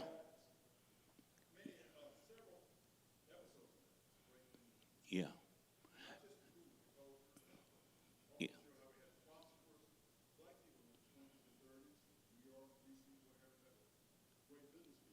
Yeah. Yeah. Because again, we've gotten away from culture. We've gotten away. I'm not saying, I'm not advertising chitlins and Amhawks, and I still like them. Uh, and never get beyond that. Uh, but when I was in France, there was a master sergeant who retired from the military after World War II. He stayed in Frankfurt. He was a master chef. I mean, what they call the guy on the mess hall? Whatever was the big mess sergeant. Yeah, he was ran him, and so he retired after the military, married a German woman, built a family there, and started a restaurant in France, in Paris, in Pigalle. Y'all know where Pigalle, the little dark section of Paris. Soul food. He sold ham hocks and chitlins every weekend. He said he couldn't cook enough for those Parisians. They were lining up down the street getting into his place, and he would cook them. He'd pick them up on Thursdays from the slaughterhouses. You know, Germany is full of hog slaughterhouses, but they would throw the chitlins or intestines away. So he was there buying his food one day, and he said, what are y'all doing with all these barrels? He said, oh, once a week, we contract with a company that come and take all this stuff away. So we throw that away. He said, you pay this? Oh, he said, no, we pay them to take it away. He said, I tell you what, I'll take it away free. So you mean I'll pick it up every Thursday, and I won't charge you. He said, good. So he started picking up these barrels of chitlin every Thursday, and Friday, Saturday, and Sunday. He was in Pigalle loading up, cooking chitlins, and the Parisian people love it. When he opened his mouth like I did with Dr. Puryear, he said one Thursday he was picking up his barrel. The guy said, well, by the way, what are you doing with this stuff? He should have kept his mouth shut. He said, I cook it, and I have a restaurant in Pigalle every weekend. He said, oh. See, then now we got to charge you since you got arrested. He said, oh, man, I wish I had kept my mouth shut. But he said he would he would pick it up and cook chitlins. And it was a cultural thing, and become with the Parisian who learned how to eat old-fashioned country cooked chitlins, country style. I think what we've been missing out is we think certain things have served their time and we move on, but these are lifelong experiences that we need to share.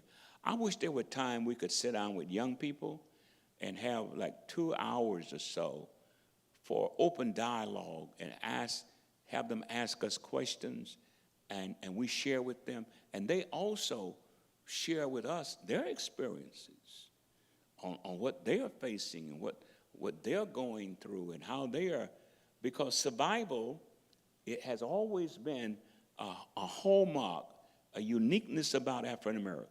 We know how to survive. We're losing that now.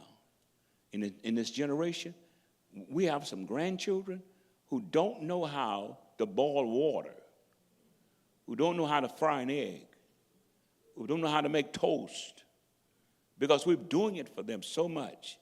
They don't know how to survive. They don't know how to make it. Thank you, Deacon Mosley. I shared that video with 3 pastors, and I said it to my brother. He said, I watched it 3 times already.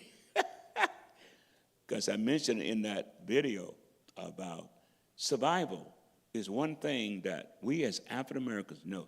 We know how to make it off of nothing. We know how to put stuff together and survive. You can't starve us. My grandfather taught me. I used to love to sit at his feet and hear him talk about what he called Hoover days, Depression of the late 20s, early 30s, how he fed white people His house was downtown Perry, separated by a railroad track, section of a little stretch, a black community. And he would grow greens and cabbage and all kind of stuff in his backyard, because there was a little river right behind it, and he would have chicken running around in the back. You couldn't even buy food in the market during that season. He would always have food. He would feed white people who called him Negro in name by day, and at night when the sun goes down, would sneak to his house, enter the back door, and he would feed the white families out of his yard, out of his garden, during the Hoover days, we call them Depression. And he said they hated us during the day, but he came to my house at night and ate, because we were the only house around there with food. So knowing how to survive, and we've got we got a generation of young people who still think they are entitled to something. You owe me this. You got to help me. You can't say no. I want it now. And so survival is going to have to be, I believe, in the next 20 years, whatever years, is going to be one of the things that we've got so much to overcome. So much yet. Racism and all these isms, along with AI, the explosion of technology, the arrival of automation on another level beyond what we've seen, we can't even imagine, and what it does with our own spiritual lives. Hello? Okay, let me close. Father, we thank you for this time we've shared together. We thank you that we have a journey that we have been on and are on, but we have a responsibility to share it with other generations.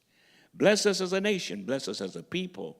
Bless us as those people you have separated, call out to be special to those that need that special care, and even that ventures that we've been on and are on now that we need to continue. Bless us in the strong name of Jesus, I pray. Amen. I have the pleasure to present to you Dr. Martin Luther King, Jr.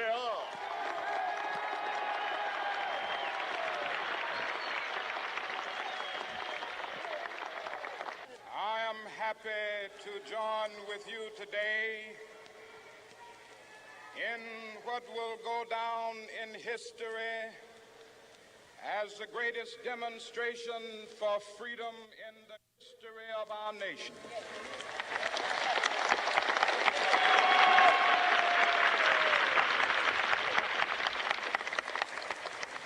Five score years ago, a great American in whose symbolic shadow we stand today signed the Emancipation Proclamation. This momentous decree came as a great beacon light of hope to millions of Negro slaves who had been seared in the flames of withering injustice. It came as a joyous daybreak to end the long night of their captivity. But 100 years later, the Negro still is not free. 100 years later, the life of the Negro is still sadly crippled by the manacles of segregation and the chains of discrimination. 100 years later, the Negro lives on a lonely island of poverty. I have a dream that one day this nation will rise up and live out the true meaning of its creed.